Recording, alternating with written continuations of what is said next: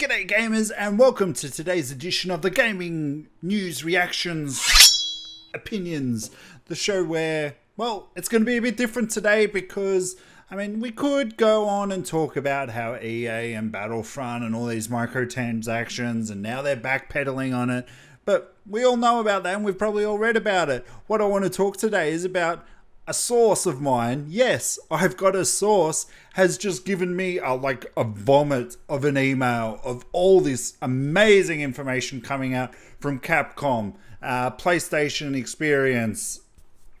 Let's just get into it. Mass Mikeey Gaming.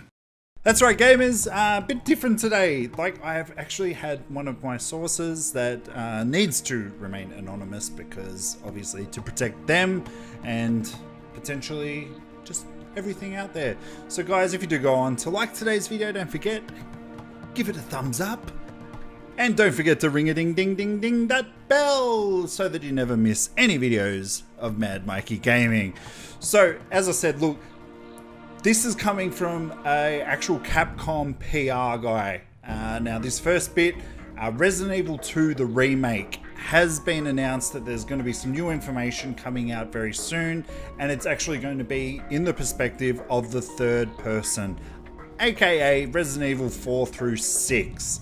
I don't think that this was much of a surprise, considering that there was the Resident Evil Reborn which was being made by fans quite a while ago, and that's when the announcement came out that there was going to be a Resident Evil 2 remake officially by Capcom that actually made it, that it was over the shoulder, very much as announced, as I said, before, about what sort of camera angle it's going to be. These guys were pulled up in a cease and desist, and they actually then got to sort of go and visit Capcom and sort of be a part of this remake. So if it wasn't for this Resident Evil 2 Reborn, I don't think that Capcom would have announced that the remake was in the works. I think they would really force their hand to sort of let their fans know that they are working on a Resident Evil 2. But as I said, look guys, a lot of this information is coming from a Capcom PR guy through a very, very reliable source.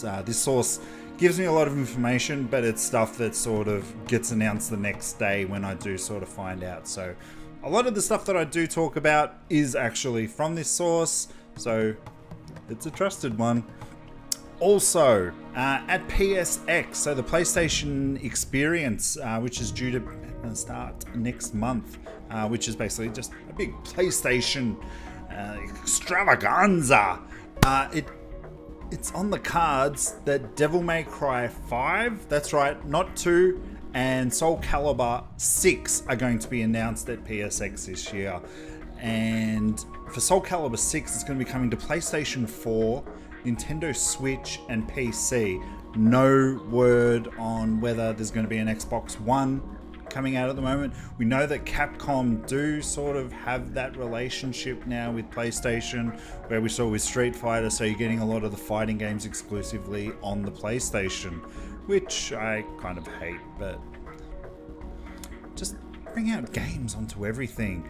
And this was actually a really big piece of information that I did sort of press a bit more about, the fact that I was told that it's Devil May Cry 5, not Devil May Cry 2. I did find this kind of interesting because obviously the reboot came out and everything like that, and then I did get responded to. So I did sort of ask, did you get much info about Devil May Cry 5 and why it's not a remake? And they said, not yet. All I know is that Dante, Virgil, and Nero are playable. So obviously Nero was the hero of the last Devil May Cry 4 that came out, so that makes it very plausible there that the fact that it is going to be a sequel and we're getting the original Dante and that story back to us all. I did actually quite enjoy the reboot of Devil May Cry. I know I got a lot of flack and whatnot, but yeah, it's good to see just Devil May Cry coming back, period, to be honest. In other juicy bits of info, there's going to be an 8th generation Pokemon game being announced sometime next year, and Blizzard are preparing a Hearthstone port for the Nintendo Switch. Hearthstone does make a lot of sense on the Nintendo Switch. The only bit that doesn't make sense is that you probably can't play it online against other people.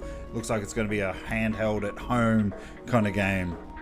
There was little bits here and there. Mother 3 being localized is actually going to be a thing. It's being held back for an undisclosed reason.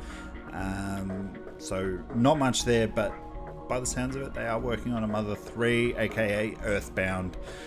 Also Metroid Prime 4, that's the latest one that we're all looking forward to, is going to be developed by Bandai Namco. Also, Square Enix is reportedly working on The World Ends With You 2, and it's going to be a Nintendo Switch exclusive, which does make sense. The original The World Ends With You was on the Nintendo DS, which obviously was a bit of a lifetime ago now, and it did sort of get ported to the iPad. So that's going to be interesting. That makes sense to me that they're going to bring it back with the Switch, with the touchscreen and everything. But that's it for today. Sorry it was a bit of a brain fart episode. This was just all the information that was relayed onto me. Let me know down in the comment section which ones you're excited about. I want to see what they want to do with the new Devil May Cry 5. And as the PlayStation experience is probably just about a month away, we're going to find out how reliable my sources are. But guys, until next time, I hope you're enjoying the games that you're playing, and I will see you hopefully tomorrow with some news or rebutts about what's going on with the whole Star Wars, Battlefront 2 and EA and everything like that. But guys, have a great day, and I will see you later. Bye!